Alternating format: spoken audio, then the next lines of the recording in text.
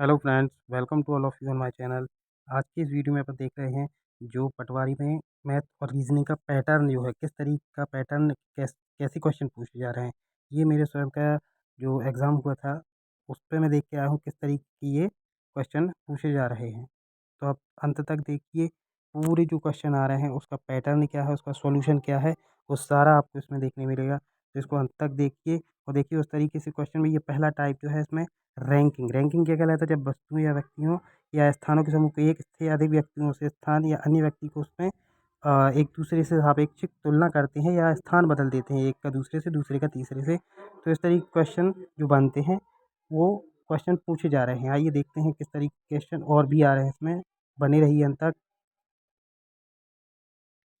दोस्तों क्वेश्चन है, ए का लेफ्ट से 15वां नंबर है और राइट से 22वां नंबर है। लेफ्ट से 15वां नंबर है और राइट से 22वां नंबर है। तो बताइए कि उस पंक्ति में कितने लोग हैं। तो जब इस तरीके के क्वेश्चन आते हैं तो उसमें क्या करते हैं कि टोटल फाइंड करते हैं कि इस पंक्ति में आकर कितने लोग थे। ठीक है, तो टोटल का जो फॉर्मूला होता है, टोटल का होता है L+R -1। एल क्या है? जो लेफ्ट से नंबर दिया गया है, लेफ्ट से इसका कौन से नंबर पे बैठा है, और आर मतलब राइट से कौन सा नंबर है। तो L+R, लेफ्ट से नंबर 15 है, आर से मतलब राइट से नंबर है 22 -1, तो 15 + 22 -1 ये हो जाएगा 36। ठीक है, इसी तरीके से यदि टोटल दिया हो तो लेफ्ट या राइट निकालना हो उनमें से, है ना, तो उसको भी फाइंड कर सकते हैं अपन। ठीक है, उन सब के ये फॉर्मूले हैं। जैसे ये फॉर्मूला है L+R -1, ये टोटल का हो गया। और लेफ्ट का क्या हो जाएगा? लेफ्ट को एल इस तरफ आ जाएगा, टी इस तरफ आ जाएगा। ठीक है, आर का क्या हो जाएगा? आर इधर आ जाएगा, टी इधर आ जाएगा, तो क्या हो जाएगा? T-L+1। मतलब इसको यहीं रखना है, इन दोनों को पक्षांतर करना है। तो उस तरीके से अपन लेफ्ट और राइट के नंबर भी निकाल सकते हैं जब इस तरीके से क्वेश्चन दिया रहता है। केवल आपको क्या याद रखना है? ये वाला फॉर्मूला याद रखना है, T=L+R-1। टी मतलब टोटल, एल मतलब लेफ्ट से नंबर, आर मतलब आर राइट साइड से नंबर, कौन से नंबर पे बैठे हुए हैं आप, -1। तो ये टोटल आ जाएगा। इससे आप लेफ्ट से और आर से भी निकाल सकते हैं। ठीक है, आगे देखते हैं। क्वेश्चन जो है, क्वेश्चन कहता है कि एक कतार में ए का स्थान बाईं ओर से 18वां है और बी का स्थान दाईं ओर से 15वां है। दोनों अपना स्थान परिवर्तन कर लेती हैं, मतलब ये ए और बी जो है वो फीमेल है। तो बी का दाईं ओर से 22वां हो जाता है जब स्थान परिवर्तन कर लेते हैं। तो ए का बाईं ओर से कौन सा स्थान होगा, ये आपको बताना है। और कुल कितने लोग हैं। तो जब इस तरीके से क्वेश्चन आते हैं, ये स्थान परिवर्तन वाले रैंकिंग वाले क्वेश्चन हैं, तो इसमें क्या करना है आप, ये लेफ्ट साइड हो गया, ये राइट साइड हो गया। अब पहले क्वेश्चन में क्या बोला है कि ए का स्थान बाईं ओर से 18वां है, तो यहाँ 18 नंबर लिखे, और बी का राइट से 15वां स्थान है।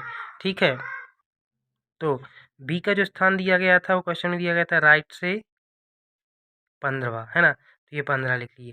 तो इस तरीके के ये फॉर्मूला आपको याद रखना है कि आपको इसकी प्रोसेस में करना क्या रहता है। तो जो स्थान बदलता है, जब बी को एक ही जगह पे ले जाते हैं, तो कौन सा स्थान, ये क्वेश्चन में जो दिया रहेगा, यदि ए का दिया रहता तो उसको यहाँ लिखते और उसको काउंट करते।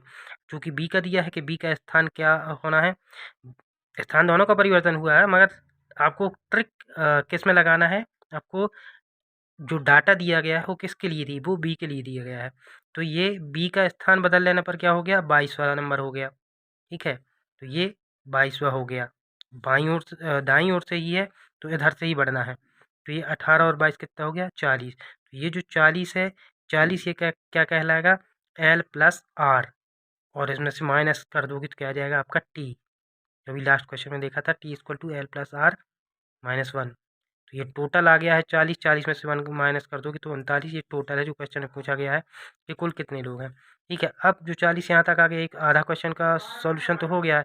फिर उसके बाद क्या करना है, जो माइनस है, माइनस ये वाला जो 15 बी का स्थान जो पहले से था, जो बी का पहले से स्थान था उसको इसमें से माइनस कर दोगे, तो जो बचेगा वो आपकी ए की पोजीशन होगी कि बाईं ओर से ए का स्थान कौन सा होगा, 25वां। मतलब जो क्वेश्चन में पहले स्थान दिए रहे उन स्थानों को लिख लेना है। फिर जिसका स्थान लेने को बोलते हैं तो उसका स्थान बदल देना है, और जो नंबर दिया है उसको उसमें से दूसरे वाले से ऐड कर देते हैं और उसमें से 1 माइनस कर देते हैं, तो टोटल आ जाता है। और फिर जो पहले दूसरे का स्थान था, मतलब यदि ए का पूछा गया है तो बी का स्थान माइनस करना है, और यदि बी का पूछा गया होता तो ए का स्थान माइनस करते तो आपका आंसर आ जाता। ठीक है, आगे देख लेते हैं। ये एक और क्वेश्चन है जिसमें क्या है कि बच्चों की एक कतार में रिंकी बाईं ओर से 9वें स्थान पर है और पिंकी दाईं ओर से 13वें स्थान पर है। जब ये दोनों आपस में अपना स्थान बदल लेती हैं तो रिंकी बाएं से 17वें स्थान पर आ जाती है। तो बताएं कि दाएं से पिंकी किस स्थान पर होगी और टोटल कितने लोग होंगे। तो लेफ्ट से रिंकी का स्थान कितना दिया हुआ है, 9वां, और राइट से पिंकी का क्या दिया हुआ है, 13वां। 9 13।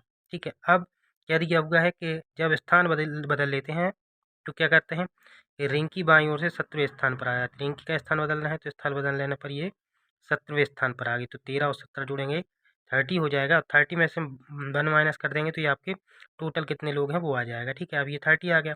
अब आगे क्या करना है, ये करना है कि जो रिंकी का स्थान पहले था उसको इसमें से माइनस कर देंगे तो जितना आता है 21, यही पिंकी का दाएं से नया स्थान होगा। ठीक है, तो ये आपको ट्रिक याद रखनी है। इस तरीके के क्वेश्चन पूछे जा रहे हैं, हर शिफ्ट में आ रहे हैं। तो ये वाले क्वेश्चन जो हैं वो आप प्रैक्टिस जरूर करके जाइए। अगला जो टाइप है क्वेश्चन पूछे जाने का वो इस तरीके से है कि कथन और निष्कर्ष इस तरीके से क्वेश्चन पूछे जा रहे हैं। तो इसमें कथन दिए हुए हैं, कथन दिया है कुछ जूते मोजे हैं। ठीक है, पहला कथन है। दूसरा कथन है सभी मोजे सैंडल हैं। तीसरा कथन है सभी सैंडल ट्राउज़र है। इसमें क्वेश्चन में ये दिया रहता है कि जो कथन दिए हैं उनको आपको सही मानना है, भले ही वो यूनिवर्सल ट्रुथ ना हो, उसको अपन को इग्नोर करना है कि वो एक्चुअल में है क्या। अपन को यहाँ जो कथन दिया है उसको सत्य मान के नीचे दिए गए क्वेश्चन को उससे बताना है कि कौन सा निष्कर्ष जो है इससे निकलेगा और कौन सा नहीं निकलेगा। तो जो कथन दिए रहते हैं उनको 100% आपको सत्य मानना है, बाकी ज्ञान आपका छोड़ देना है। केवल जो लिखा है वही आपको सत्य है, वही आपका ज्ञान है। ठीक है, जिसमें 3 कथन दिए हुए हैं और अब निष्कर्ष दिए हुए हैं कि सभी ट्राउज़र मोज़े हैं, और दूसरा कथन दिया हुआ है कुछ सैंडल जूते हैं। तो क्या है, इसमें आपको क्या करना है, जो कथन दिए हुए हैं कथनों को देख के आपको इसका निष्कर्ष बताना है। अब जैसे निष्कर्ष को देखिए, अब कथन तो आप देख लिए हैं, निष्कर्ष को देखिए सभी ट्राउज़र मोजे हैं। ये कथन जो निष्कर्ष है ये सही है कि या नहीं देखते हैं। ट्राउज़र और मोजे को देखना है। तो ट्राउज़र क्या है, जो सभी सैंडल हैं वो ट्राउज़र हैं। ठीक है, अब ये बताना है कि ट्राउज़र और मोजे, मोजे कौन है, मोजे कुछ सैंडल है, सभी मोजे सैंडल हैं। तो अपन का ये तो फिट बैठ रहा है ना। मगर क्या है, कुछ जूते मोजे हैं। तो इसमें ये है कि यदि मोजे तो सभी सैंडल हैं, मोजे तो सभी सैंडल हैं और कुछ सभी सैंडल ट्राउज़र हैं, तो आधा तो इसमें मिल गया। मगर क्या है, इसमें से कुछ ट्राउज़र या कुछ सैंडल कुछ मोजे जो है वो जूते हैं। तो ये निष्कर्ष आपका सही नहीं बैठ रहा है। आपको दूसरा देखना पड़ेगा कि कुछ सैंडल जूते हैं क्या, कुछ सैंडल जूते हैं क्या। तो देख लेते हैं। सैंडल जो है वो ट्राउज़र हैं, वो भी सभी, है ना। अब सैंडल सभी मोजे भी हैं, ऊपर वाले कथन में देखते हैं तो, है ना।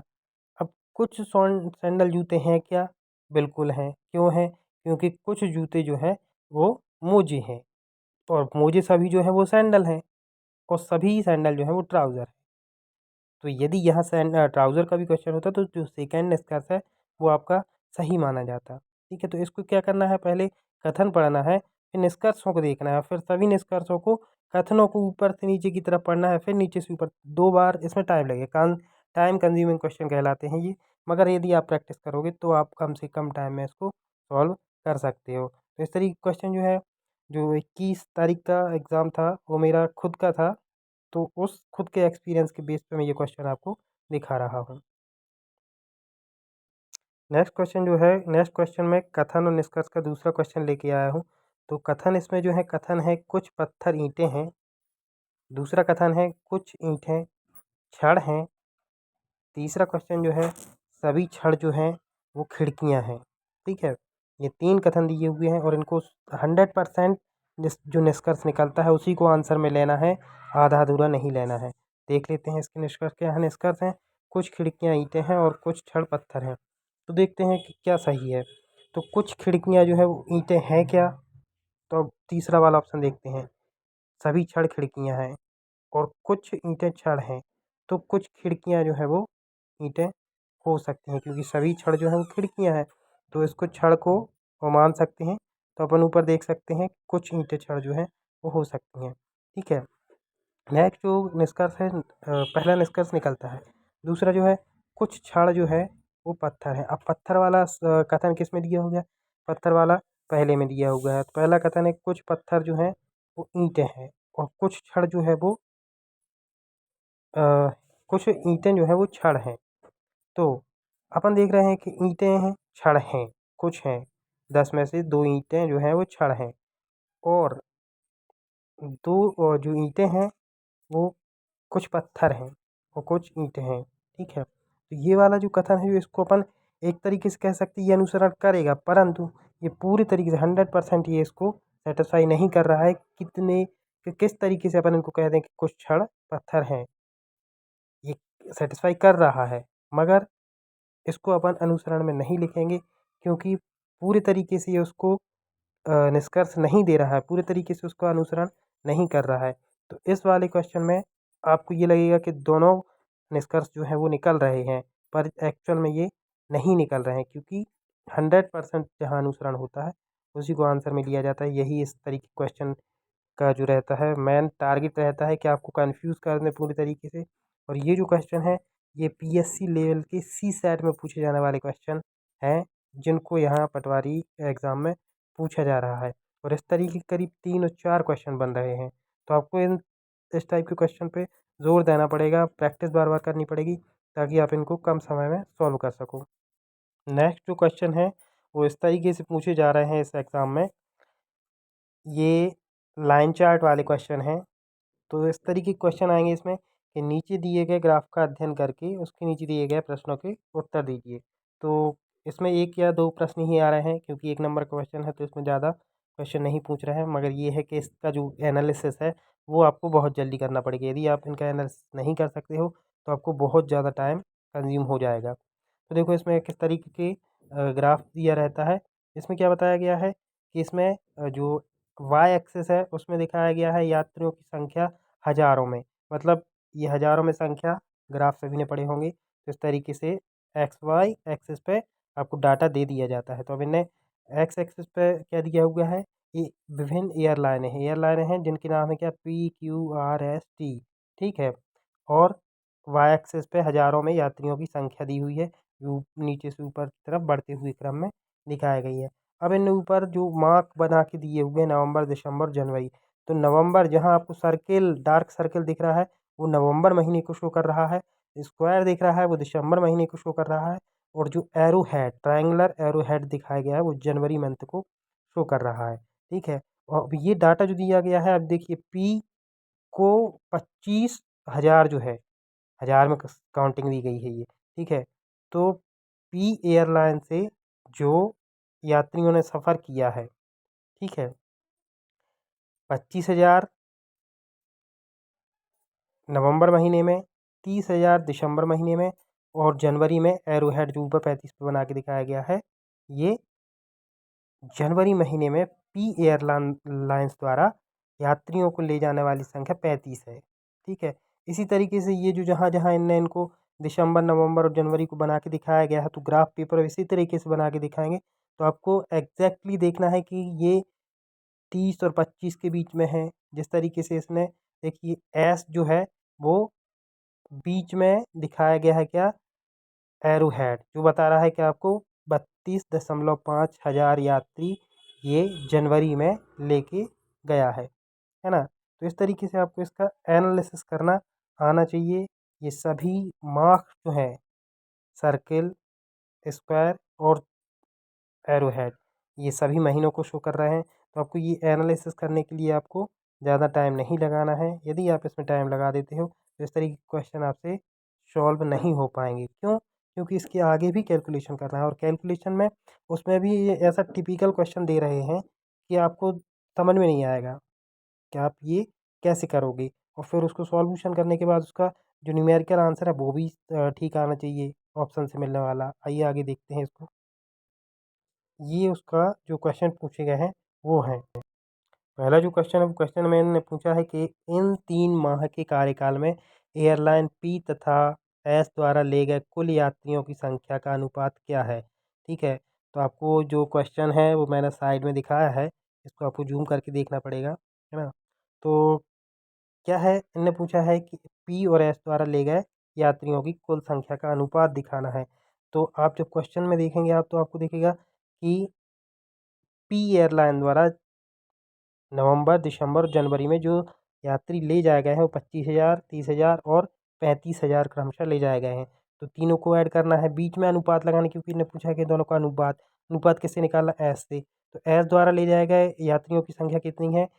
नवंबर में 32,000, दिसंबर में 32.5 हज़ार और जनवरी में 35,000। ठीक है, सभी को ऐड करेंगे, बीच में जो अनुपात का साइन है उसको रहने देंगे। फिर ये आ जाएगा 90,000, 97,500, है ना? तो इनका जब रेशियो निकालेंगे तो ये आ जाएगा 32:39। ठीक है, इस तरीके से ये क्वेश्चन पूछे जा रहे हैं और आपको सॉल्यूशन है ये दिखाया गया है मैंने। दूसरा क्वेश्चन है, इन 3 माह में किस एयरलाइन की यात्रियों की संख्या न्यूनतम रही है? तो तीनों महीने में कितने यात्रियों को ले गए हैं ये सभी एयरलाइन, उनको निकालना है। तो पी एयरलाइन कितने यात्रियों को ले गया है, ये अपन ऊपर वाले क्वेश्चन में निकाल चुके हैं और एस का निकाल चुके हैं। ठीक है, बाकी क्यू, एस, टी का निकालना है तो सभी के ऐड कर देंगे। जो ग्राफ में दिख रहा है कि क्यू द्वारा ले जाएगा जो यात्री हैं उनकी संख्या है 25,000, 35,000 दिसंबर की और जनवरी की 37.5 हज़ार। जो बीच में दिया रहे उसको 0.5 कर सकते हैं अपन, है ना? और हालाँकि अभी ऐसे क्वेश्चन नहीं पूछे जा रहे हैं, ये मैंने अभी पहले डिस्कस किया है, ये पीएससी लेवल वाले क्वेश्चन हैं। मगर जो क्वेश्चन अभी इसमें पूछे जा रहे हैं, वो भी इसी टाइप से पूछे जा रहे हैं, मगर इतने एक ही क्वेश्चन पूछा जा रहा है, एक से ज़्यादा नहीं पूछे जा रहे हैं। तो एस का निकाल चुके थे, आर का निकालेंगे अपन 22.5, 27.5 और 40,000 तीनों महीने के।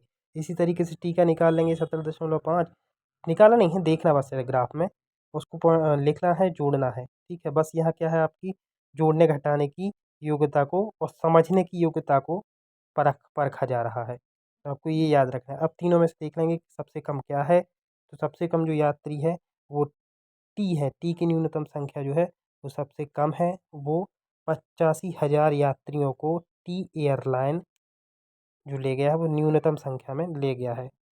तो इस तरीके के क्वेश्चन आपको जितने जल्दी-जल्दी कर लोगे, जितनी जल्दी-जल्दी आप उसमें से ग्राफ से जोड़ घटाना कर लोगे, उतनी जल्दी आपका आंसर आ जाएगा। हालाँकि 1 या 2 क्वेश्चन आ रहे हैं इसके, आगे देख लेते हैं और क्वेश्चन। अब ये है बार चार्ट वाले क्वेश्चन। कुछ क्वेश्चन जो है बार चार्ट भी अलग-अलग पूछे जा रहे हैं। किस शिफ्ट में क्या आता है ये कन्फर्म नहीं है, मगर आ ज़रूर रहे हैं। ठीक है, तो इस तरीके के क्वेश्चन में क्या पूछा जाएगा, इस तरीके के क्वेश्चन ये देखा जाएँगे। एक बार चार्ट दे दिया जाएगा और उसमें भी ये ग्राफ बना के दिया जा रहा है, एक्स और वाई में बता देंगे कि वर्ष में, अब इसमें क्या दिया हुआ है ये देख लेते हैं सबसे पहले। लोगों की संख्या दी हुई है वाई एक्सिस पे, ठीक है? और एक्स एक्सिस पे वर्ष दे दिए गए हैं 2001, 2, 3, 4, 5, 6। दिया क्या है ये देखते हैं कि नीचे दिए गए दंड चित्रों में विगत 6 वर्षों में विभिन्न प्रकार का ट्रांसपोर्ट प्रयुक्त करने वाले लोगों की संख्या दी गई है। मतलब लोग जो हैं वो किस ट्रांसपोर्ट को यूज़ कर रहे हैं आने-जाने के लिए, और उनकी संख्या दी गई है हज़ारों में वाई एक्सिस पे। अब ये जो साइन दिखाया गया है निजी वाहन के लिए इस तरीके का साइन है, वो आपको क्वेश्चन में दिया है। ब्लैंक जो दिया गया बस के लिए दिया गया है, और ये जो सेक्शनिंग करके दिखाई गई है ये रेल के लिए। सभी के साइन अलग-अलग दे दिए हैं। ये निजी वाहन के लिए, ये बस के लिए है, ये रेल के लिए, और तीनों को बार में दिखाया गया है कि इस तरीके से इसको आपको कहाँ-कहाँ दिखाया गया है। जैसे 2001 में निजी वाहन से जाने वाली संख्या जो है वो यात्रियों की कितनी है? 200, है ना? वो भी हज़ारों में है, तो अभी आप जो सामने दिख रहा है उसको समझिए, 200, है ना? 2001 में बस से जाने वाले यात्रियों की संख्या कितनी है? 700, ठीक है? 2001 में रेल से जाने वाले यात्रियों की संख्या कितनी है? 1200। इस तरीके से 2002 में दिया है, 3 में दिया है, 4 में दिया है, 5 में दिया है और 6 में दिया है। 6 में क्या दिया हुआ है? निजी वाहन से जाने वाले लोगों की संख्या जो है वो 900 दी है, और 1400 दी है किसकी? बस से जाने वालों की। और 2006 में रेल से जाने वाले यात्रियों की संख्या जो है वो 1500 और 1600 के बीच में है, मतलब 1550 जो है वो इसकी नंबर को अपन नोट कर सकते हैं। ठीक है, इसको समझना बहुत ज़रूरी है क्वेश्चन को। आगे देखते हैं इसका सॉल्यूशन। इसमें क्वेश्चन पूछ के दिखाया है हमने कि वर्ष 2001 से वर्ष 2006 तक रेल से यात्रा करने वाले लोगों की कुल संख्या कितने हज़ार थी। तो आप देखेंगे कि 2001 से 2006 तक रेल से यात्रा करने वाले लोगों की संख्या जो आपको क्वेश्चन में देखनी पड़ेगी, ठीक है।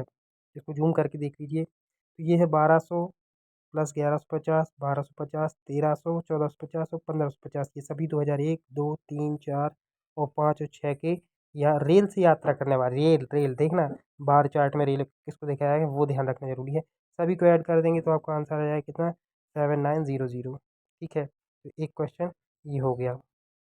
दूसरा क्वेश्चन जो दिया गया है, दूसरा क्वेश्चन हमें दिया है वर्ष 2006 में रेल यात्रा करने वाले लोगों की संख्या का वर्ष 2002 में रेल यात्रा करने वाले लोगों की संख्या में से क्रमशः अनुपात क्या है। तो अनुपात का क्वेश्चन अपन ऊपर भी देख चुके हैं। एक और इसमें पूछा गया है, तो वर्ष 2006 में रेल यात्रियों की संख्या अनुपात वर्ष 2002 में रेल यात्रियों की संख्या।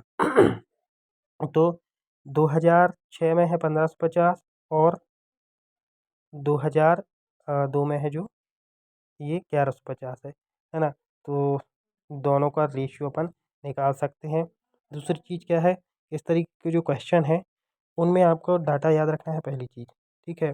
दूसरा क्वेश्चन को समझना है और तीसरी चीज़ ये है कि मैंने इसमें 2 क्वेश्चन सॉल्व करके दिखाए हैं, आपको एग्ज़ाम में केवल 1 आ रहा है। मगर दिमाग में जो आपको फ़ीड करके रखना है वो तो सारा डाटा ही रखना है।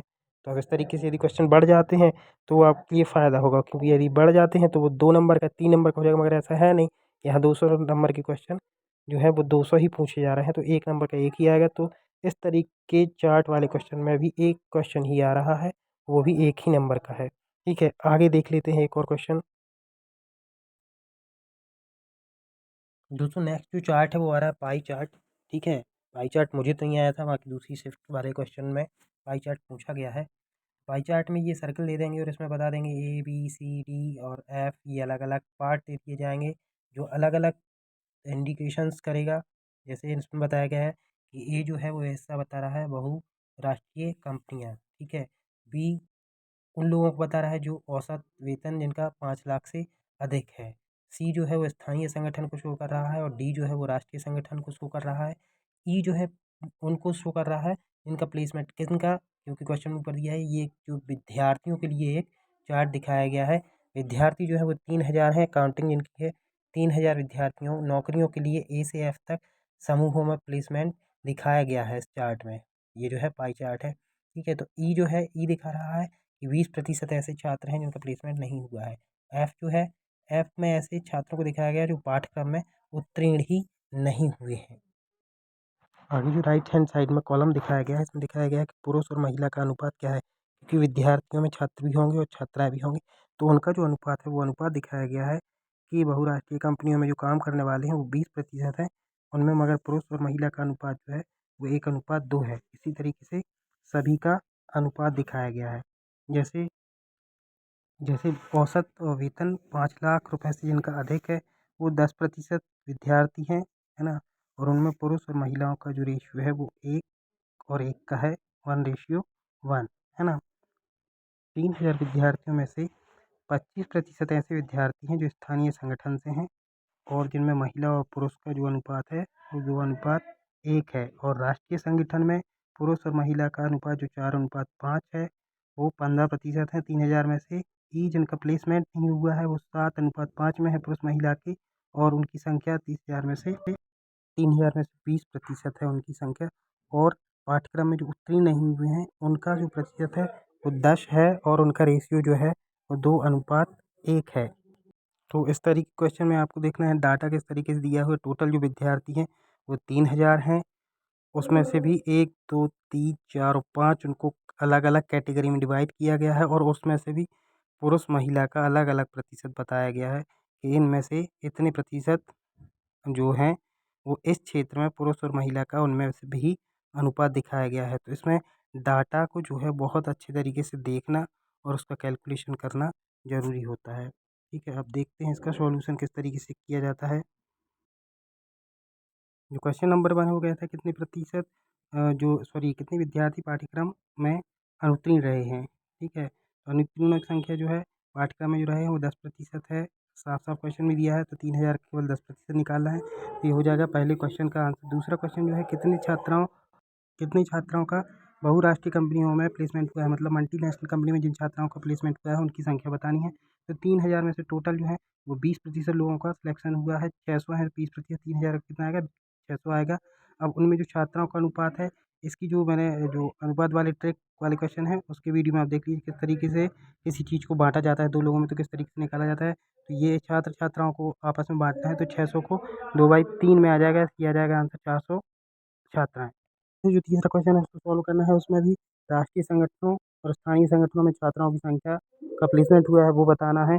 तो इसमें जो है वो इसी तरीके से अपन उसका रेशियो निकाल के सॉल्व कर सकते हैं। तो दोस्तों इस तरीके के क्वेश्चन आएंगे आपको, तो आप इस पे ज़्यादा प्रैक्टिस करें, फोकस करें और इसको ज़्यादा से ज़्यादा शेयर करें, लाइक करें, सब्सक्राइब करें। Thank you for watching. Thank you very much.